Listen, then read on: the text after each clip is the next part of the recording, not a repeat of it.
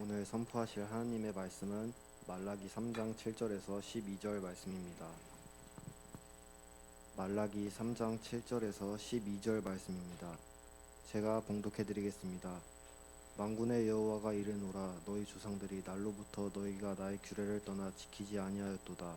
그런즉 내게로 돌아오라. 그리하면 나도 너희에게로 돌아가리라 하였더니 너희가 이르기를 우리가 어떻게 하여야 돌아가리까 하는도다.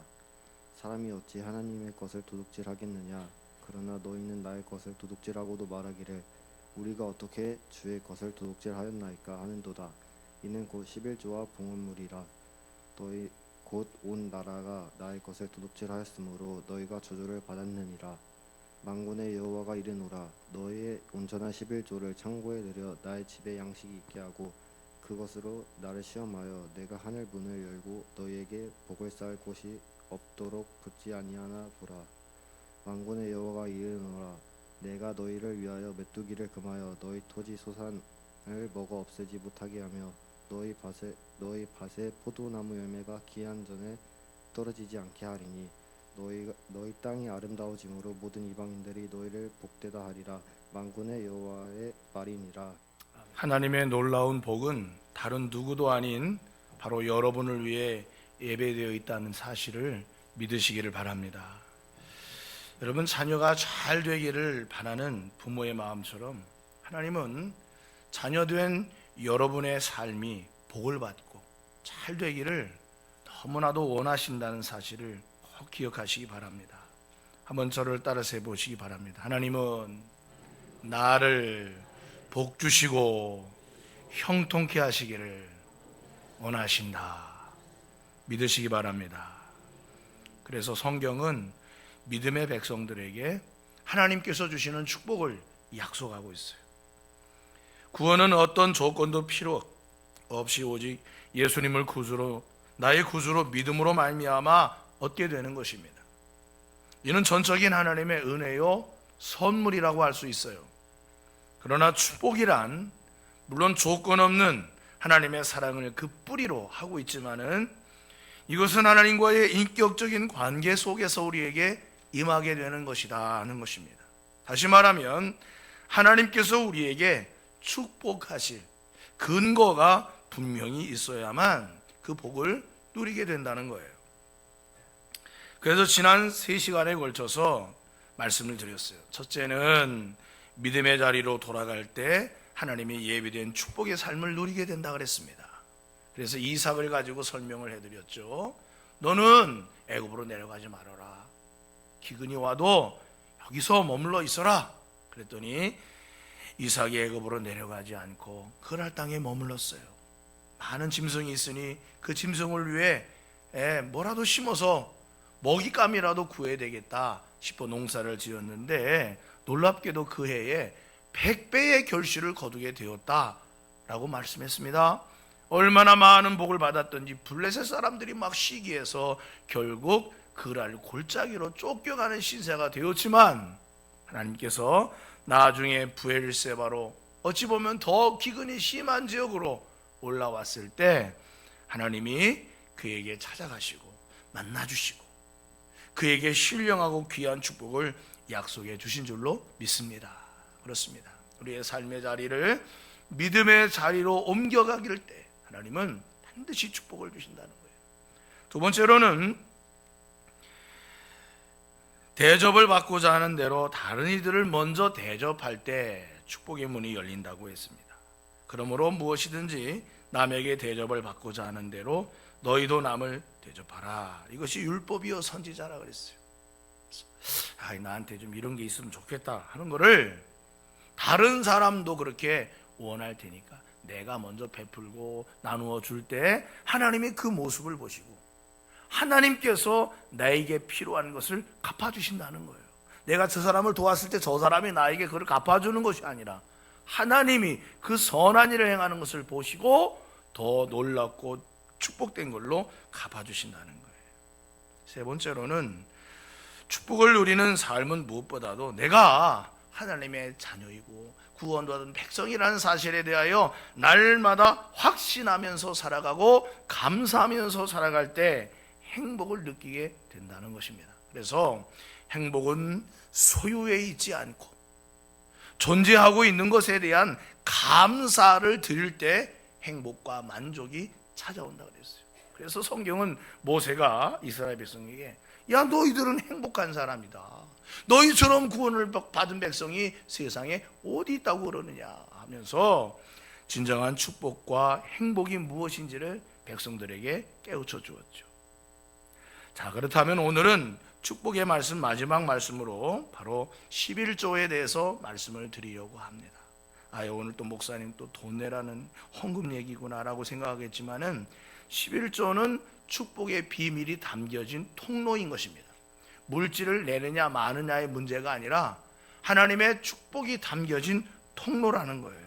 왜 그런지 오늘 같이 말씀을 한번 생각해 보도록 하겠습니다. 성경에 보면은 11조에 대한 말씀이 몇 군데가 나와요. 가장 먼저 등장하는 것이 아브라함이 하나님의 거룩한 살렘 왕이자 제사장이었던 멜기세덱에게 11조를 드렸다고 했습니다. 멜기세덱은 하나님의 높고 거룩한 제사장이었는데 그가 아브라함을 축복을 하니 아브라함이 자기가 전리품으로 얻은 것 중에 10분의 1을 떼어 멜기세덱에게 바치게 되었다는 것입니다. 어떤 사연이 있었던 일입니까? 롯과 아브라함이 서로 떨어져 살게 되었어요. 그래서 롯은 점점점 가서 소돔이라고 하는 성에 가서 살게 되었습니다. 그곳은 아주 악한 그런 사람들이 많은 성이었지만 여하튼 롯이 그곳에 살다가 전쟁통에 포로가 되어 그 가족과 함께 그 지역의 사람들과 함께 끌려가게 된 것입니다. 지금 하마스가 이스라엘 사람들과 여러 다른 나라 사람들의 포로를 200몇 명을 끌고 간 것처럼 전쟁 와중에 그렇게 된 거예요. 그래서 어떻게 했습니까? 아브라함이 자기 집에서 길 이은 자 318명을 데리고 쫓아가서 야음을 틈타 기습을 하여 그 동맹군들을 파쇄하고 포로로 잡혀있던 롯을 비롯한 그 가족과 함께 잡혀간 사람들을 건져내게 되었고 그들이 취한 모든 것들을 다시 다 되찾아오는 전과를 올리게 된 것입니다. 그렇게 승리의 기쁨을 가지고 돌아올 때에 살렘 왕이 나와 아브라함을 축복한 거예요.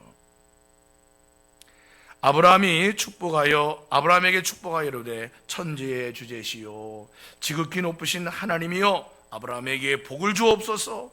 너희 대적을 내 손에 붙이신 지극히 높으신 하나님을 찬송할지로다 하매 아브라함이 그 얻은 것에서 10분의 1을 멜기세덱에게 주었더라 그랬어요. 10분의 1은 하나님의 섭리와 도우심을 인정하는 아브라함이 하나님 앞에 헌신하는 신앙의 표현이었다는 것이에요. 두 번째로 야곱이 베델로 돌아올 때 하나님께 드리겠다고 서원한 11조가 있습니다. 형 에서의 장자권을 팥죽 한 그릇에 빼앗고 아버지 이삭을 속여 형의 축복을 갈취한 야곱이 결국에는 집에서 더 이상 머무르지 못하고 형의 칼날을 피해 도망하게 되었습니다. 그러다 광야의 한 산에 돌베개를 하고 누워 잤는데 그 꿈속에서 자는 동안 하나님이 그 꿈에 나타나셔서 하늘에 있는 사닥다리를 내려주시고 천사가 오르락 내리락 가는 것을 보았어요. 그뿐이 아닙니다. 아브라함이 꿈속에서 하나님의 음성을 들었습니다. 하나님의 음성. 뭐라고 그랬느냐? 야곱아, 내가 지금부터 너의 가는 길에 함께하마. 네가 거기 갔다가 돌아오는 모든 순간도 내가 함께하마. 그리고 내가 너에게 약속한 것을 다 이룰 때까지 결코 너를 떠나지 않을 것이다. 하나님이 이렇게 말씀해 주신 것이죠. 그래서 야곱이 꿈에서 깨어났는데 보통 개꿈 같으면 생각도 나지 않을 텐데 너무나 선명하게 하나님의 음성이 생각이 나고 그 사닥다리 환상이 생각이 나는 거예요. 생각해 보세요. 호를 단신 형의 칼날을 피해 갑자기 야번 도주했으니까 준비 없이 나온 상태로 온 거니 얼마나 그 인생이 어디로 어떻게 가야 할지 앞으로 자신에게 무슨 일이 펼쳐질지 인생길을 알 수 없는 그때 하나님이 찾아와 그를 어루만져 주시고 위로해 주시고 외톨이가 된 야곱에게 함께 해주겠다고 약속하니 야곱이 너무나 감사하고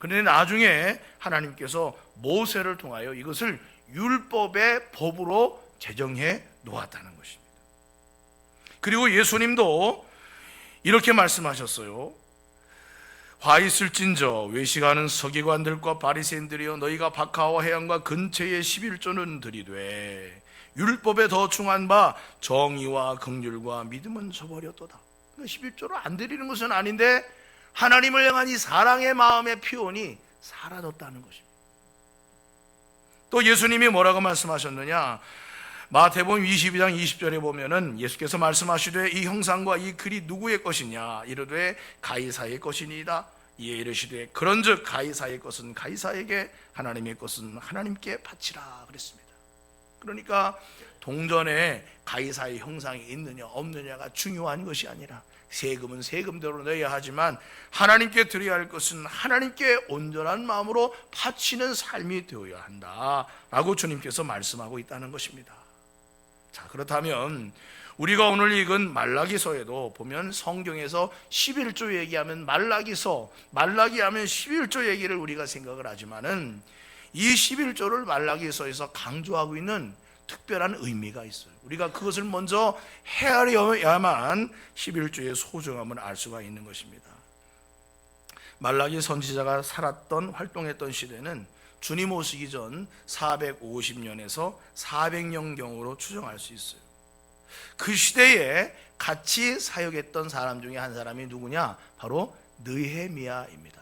느헤미야는 페르시아에서 유대인들이 자기 나라를 복구할 수 있도록 그 모든 것을 지원하는 일을 할 때 유다의 총독으로 페르시아 왕이 보낸 사람입니다. 물론 그도 유대인이죠. 그래서 제3차 포로 귀환 시기가 되는 주전 444년부터 주전 432년까지 이렇게 11년에서 14년 사이에 이 내용을 기록한 책이 바로 이 말라기서라고 할 수 있습니다. 자, 그래서 느헤미야가 와가지고 이제 성전을 재건하고 성벽을 재건하는 사업을 하다가 그가 특별한 부름으로 다시 페르시아로 돌아갔어요. 그 사이에 그동안 성벽과 성전을 재건하고자 모아놨던 하나님의 창고에 있는 소중한 재원들을 제사장이었던 엘리야십이라는 사람과 사마리아 사람 도둑놈이었던 도비야 산발랏과 합세하여 하나님의 창고에 있는 재원을 다 빼돌렸어요. 그러니까 성벽과 성전을 지을 재원이 사라지니까 그 사업이 어떻게 되겠어요? 이 사업은 그냥 집을 짓는 사업이 아니라 이스라엘 백성들이 포로로 70년을 살다가 돌아와서 이제 다시금 신앙의 터전을 잘 만들어 그곳에서 다시 하나님을 섬기며 말씀대로 사는 거룩한 공동체를 확립해가는 아주 중요한 시점에서 이렇게 도둑놈들이 나타나고 그걸 다 그냥 싹쓸이 했다 갔다 한 사실입니다. 나중에 느헤미야가 와보니까 하나님의 성전도 지어야 하고 성벽도 재건해야 되는데 재원이 부족하고 어려우니 큰 어려움을 겪게 되고 말았다는 것이죠. 이때 하나님이 말라기 선지자를 통하여 이제 백성들에게 바로 이 10의 1조를 하나님께 다시 회복하라고 말씀하고 있었다는 것입니다. 이스라엘 백성들이 바벨론 포로에 가서 사는 동안 잃어버린 것들이 있어요. 뭘 잃어버렸느냐? 원래 하나님께서 이스라엘 백성들에게는 유월절이라고 하는 구원받은 날을 기념하기 위해 지키는 이 출애굽의 역사를 잊지 아니하는 그 유월절을 지켜야 되는데 바벨론 포로로 사는 70년 동안 그것을 지키지 않았어요. 마치 주일을 지키지 않은 것처럼 말이죠. 또 하나 뭘 안 했느냐? 성전이 없잖아요. 예루살렘에 있던 성전이 다 무너져서 성전이 없잖아요. 성전이 있다는 얘기는 그곳에서 일하는 제사장들이 있고 그곳에 하나님께 드려야 할 제물이 있고 제물을 바치고 태우는 여러 가지 성전 기구들이 있는데 그것을 다 바벨론이 빼앗아 갔잖아요. 물론 페르시아 때까지 그 창고에 보관은 했습니다만 이스라엘 백성들이 바벨론에 가 포로로 사는 동안은 성전 없는 신앙생활을 했어요. 그래서 뭘 만들었느냐? 회당이라고 하는, 다시 말하면 마을 회관을 만든 것이죠. 마을 회관. 그래서 그 마을 회관에 안식일 날이 되면은 모여서 누군가가 말씀을 읽으면 그 읽은 말씀을 모두가 다 아멘 하고 기도하고 그렇게 서로 떡을 떼고 헤어졌어요. 그러니까 성전식의 예배를 드리지 못한 지가 70년이 된 것입니다. 제사장이 없는 신앙생활을 한 지가 70년인 거예요. 그리고 이제 바벨론 포로에서 돌아와 성전을 지어야 되고 성전 주변을 두르는 성벽을 건설을 해야 되는데 그 재원이 도둑맞고 사라져버리게 된 것이죠. 어떻게 마련해야 합니까? 사실 백성들의 삶도 어려워. 왜 어렵습니까? 아니 포로기에서 돌아와서 이제 자기 땅과 집을 짓고 정착 생활을 하려고 하는 것이 이게 보통 어려운 일이냐고요.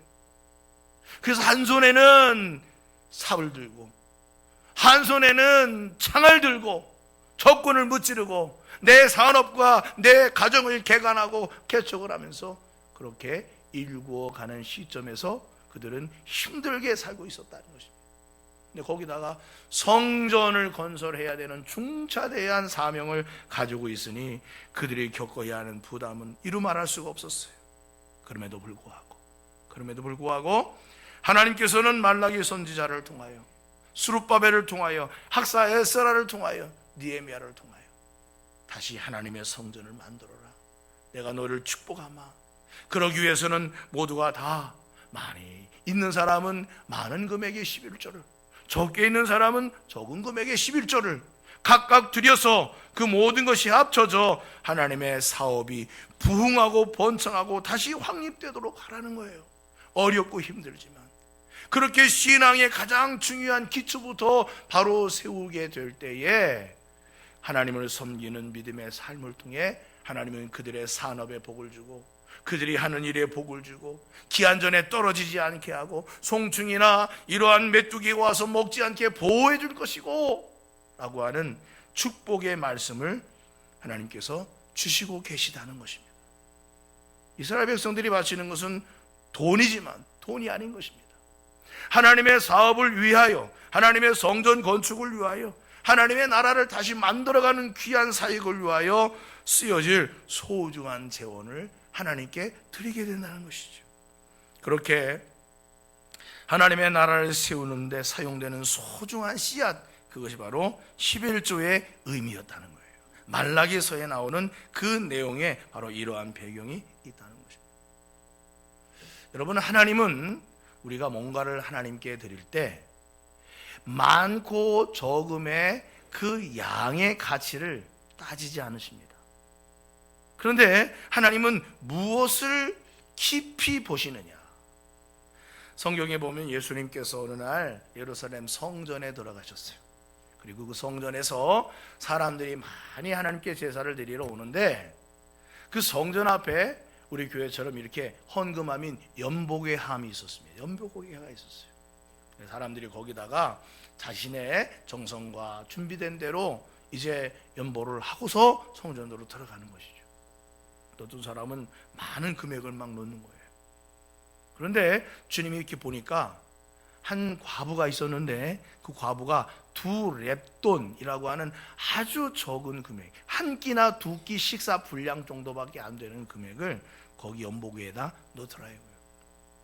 주님이 그거를 보셨다니까요. 그리고서 하시는 말씀이 저 여인이 가장 많은 금액을 넣었다 그랬어요.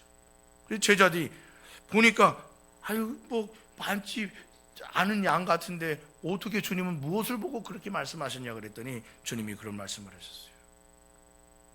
다른 사람들은 많은 것 중에서 하나님께 드렸으나 저 여인은 자신의 생활비 전부를 드렸느니라. 그게 말씀하는 거예요.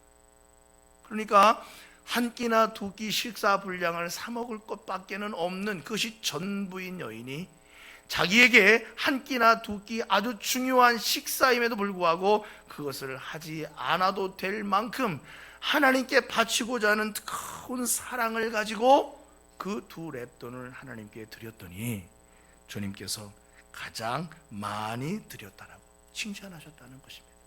사랑하는 성도 여러분, 하나님은 우리에게 많은 재물과 누구보다도 누구하고 비교해도 주시지 않을 그러한 재물을 우리에게 요구하시는 것이 아닙니다. 하나님은 마음으로 진정으로 하나님을 향한 하나님의 뜻에 목적에 내 마음과 삶을 합하고자 하는 그런 마음으로 드리는 그 손길을 하나님은 기뻐하신다는 것입니다. 그런데 오늘 성경 말씀에 보면은 하나님께서 뭐라고 말했느냐? 11조를 드리지 않는 것은 하나님의 것을 도둑질하는 것이다 라고 말씀했어요. 이것은 안 드리는 사람이 다 도둑놈이다 라는 그런 의미보다는 왜 굳이 안 드리는 것을 도둑이라고까지 표현을 했을까? 이것에 의무감을 부과하는 것입니다.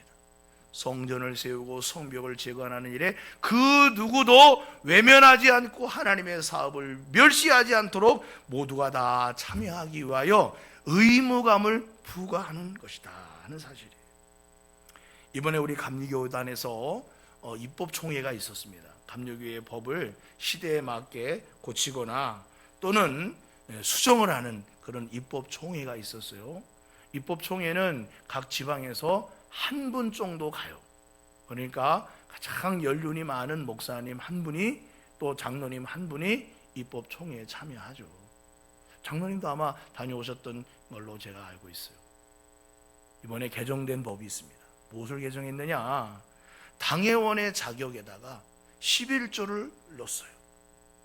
그래서 제가 기존에는 없었는데 왜 당회원의 자격에 11조를 넣었을까? 그만큼 오늘날 교회가 재정적으로 많은 교회들이 어려움을 겪고 있다는 이야기인 것이죠. 또한 성도들의 하나님을 향한 드리는 헌신이 과거보다는 훨씬 줄어들었고 또 그러한 헌신이 약화되어 가고 있다 하는 사실을 우리에게 그 법을 제정하는 것을 통해서 우리가 생각해 볼 수 있다는 것입니다. 사랑하는 성도 여러분이요, 말라기 시대의 종교적인 타락도 마찬가지였지만 오늘날 이 시대에 보면은 마치 유일한 가치가 돈이고 돈을 숭배하는 만모니즘이 휩쓸고 있는 시대가 아닌가 싶은 생각이 들 정도로 모든 가치를 돈에다가 두고 있어요. 우리가 하나님의 복을 받았다라고 하면 부자가 됐다 이렇게 단적으로 생각할 정도로 하나님의 복은 곧 물질이다 라고까지 생각을 하는 이러한 정도로까지 우리가 심화된 문제점을 가지고 있습니다. 그러나 여러분, 우리가 하나님께 11조를 내린다는 의미는 다음과 같은 세 가지 의미가 있어요. 첫 번째는 무엇입니까? 내 삶의 주인이 누구인지를 나타낸다 하는 거예요. 11조라는 말 자체가 소득의 10분의 1을 떼어 하나님께 드린다고 해서 11조인 것입니다. 비록 내가 열심히 일해서 땀을 흘려 얻은 소득일지라도 이것은 하나님이 나에게 주신 것이고 하나님의 은혜로 얻게 된 것입니다 라고 하는 고백이 바로 이러한 11조와 헌물에 들어있다는 거예요. 욥은 동방의 부자라고 했어요. 얼마나 부자였는지 그 소는 몇십 마리 몇백 마리 정도가 아니라 몇천 마리 정도의 부자였어요. 그런데 그것을 하루아침에 다 도둑 맞았어요. 자녀가 10명이 있었습니다. 딸 셋과 아들 7. 어느 날 생일잔치를 벌이다가 큰 태풍이 불어 집이 무너지면서 자식 10명이 다 한꺼번에 몰살하고 말았어요. 그리고 아내도 자신을 저주하면서 떠났어요. 욥 자신의 몸에는 악창이 들어 가려움증과 고름과 상처로 온 몸이 얼룩져서 저 사람이 욥이냐 아니냐 사람들이 오면 헤아려 보지 못할 정도로 욥이 망가져 버렸습니다. 이 정도가 되면은 하나님 너무하십니다 라고 할 만도 한데 욥이 놀랍게도 욥기서 1장 21절 말씀에 보면 이렇게 고백을 하는 것입니다. 내가 모태에서 알몸으로 나와 싸운즉 또한 알몸이 그리로 돌아가올지라. 주시니도 여호와시요 거두시니도 여호와시오니 여호와의 이름이 찬송을 받으실지니이다. 이 고백을 한마디로 말하면 나의 주인은 하나님이십니다. 이런 고백인 것이죠. 쉬운 고백은, 쉽게 할 수 있는 고백은 결코 아니지만 우리가 하나님을 우리의 하나님으로 구원자로 우리 인도자로 섬기며 살아간다면 하나님을 우리 인생과 삶의 주인으로 모실 수 있는 그런 믿음의 삶을 살아야 할 줄로 믿습니다. 소유는 있다가도 없을 수 있고 없다가도 있을 수가 있어요. 우리가 거기에 모든 인생과 행복을 일희일비한다면 하나님이 주시는 참만족을 누리기가 어려운 것입니다. 두 번째로, 물질이 내 삶을 지배하지 못하는 방어선이다 라고 말할 수 있습니다. 왜 하나님이 10분의 1은 내 것이다 라고 했을까요? 마치 그 에덴 동산에 있는 선악과 중에, 동산에 있는 나무 중에 선악과는 내 것이니 건들지 말아라 라고 말씀한 것처럼 11조는 내 것이다, 이것을 너희가 나에게 드리지 않으면 도둑질하는 것이다 라고까지 말씀을 하셨느냐? 이것은 하나님이 뭔가 부족해서 11조를 받으셔야만 하나님이 뭔가를 하실 수 있어서 하시는 말씀이 아니에요. 이것은 결국 우리의 삶을 물질이 지배하지 못하게 만드는 하나의 가장 최종적인 방어선의 개념이 있다는 것입니다. 여러분 보세요. 우리가 이제 월급을 받으면 여러 가지를 뗍니다. 세금을 떼고, 그 다음에 교통비를 떼고, 식사비를 떼고, 자녀 교육비를 떼고, 이렇게 떼요. 다 구분을 하잖아요. 그래서 내 삶이 그 바운더리 안에서 이렇게 이루어지도록. 그래서 좀 더 분량이 많아지면 좀 더 여유가 생기고, 좀 더 줄어들면 이제 거기서 이제 빡빡해지는 거죠. 많은 것을 구분을 해요. 왜? 세상을 살아가야 되니까. 그런데 그 중에 한 부분이 10가지 중에 하나가 하나님의 몫이라는 거예요. 그건 뭐냐?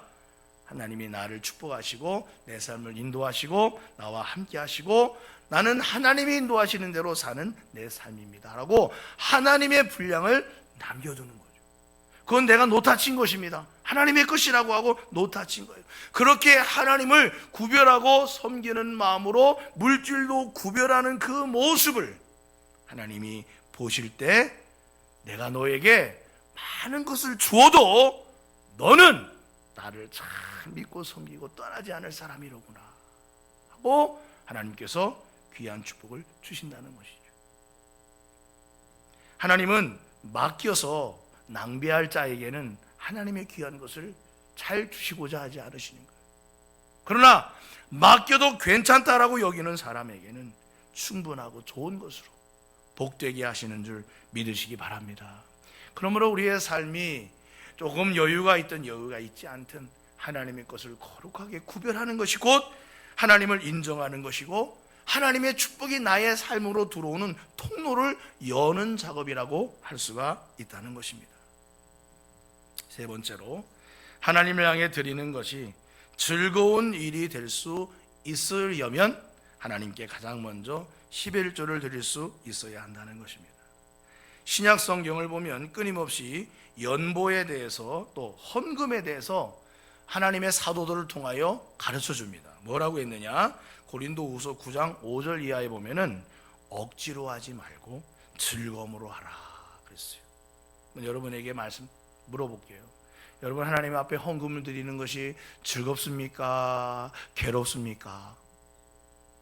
즐겁습니까? 네. 괴로우신 분 계세요? 목사님 저 죽겠어요. 아주. 여러분, 하나님께 무엇을 드리든 기쁨으로 행할 수 있기를 축복합니다. 그래요. 선물은 기쁨으로 드려야지. 내가 너한테 안 주고 싶은데 주는 거요. 그러면서 주면 받는 사람도 기분 나쁘고 주는 사람도 내키지 않는 마음인, 이게 괴로운 일인 거예요. 두 번째로, 하나님은 즐겨내는 자를 사랑한다 그랬어요. 또 고린도후서 9장 13절에 보면 이를 얻은 대로 그랬어요. 얻은 대로. 내게 많이 주셨으면 많이 받을 수 있고, 적으면 적은 대로 드릴 수 있는 것입니다. 또한 많은 소득을 가진 자는 많이 내게 되고 적은 소득을 가진 자는 적게 내게 되는 것, 하나님의 원리인 것입니다.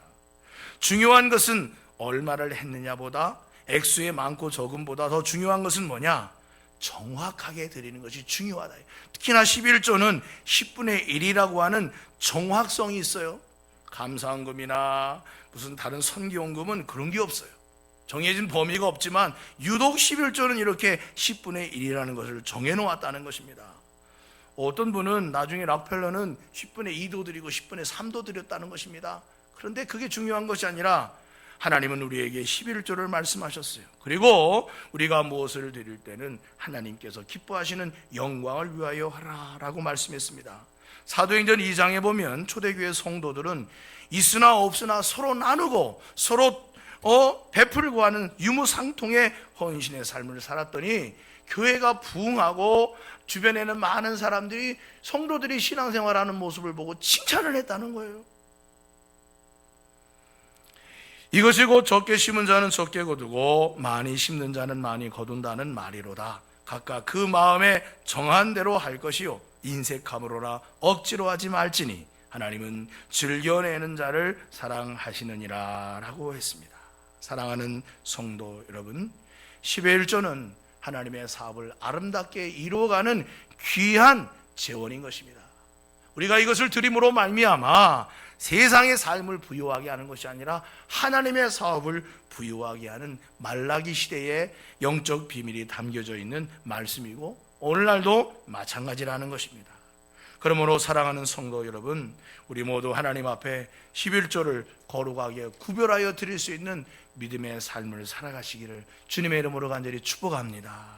또한 여러분이 준비해 드리는 물질에 대하여 하나님께 기쁨으로 많으냐 적으냐 보다 내가 하나님을 사랑하여 드리는 내 사랑의 표현, 내 신앙의 고백이 될 수 있는 그런 복된 신앙생활을 하게 될 때 하나님은 뭐라고 말씀했습니까?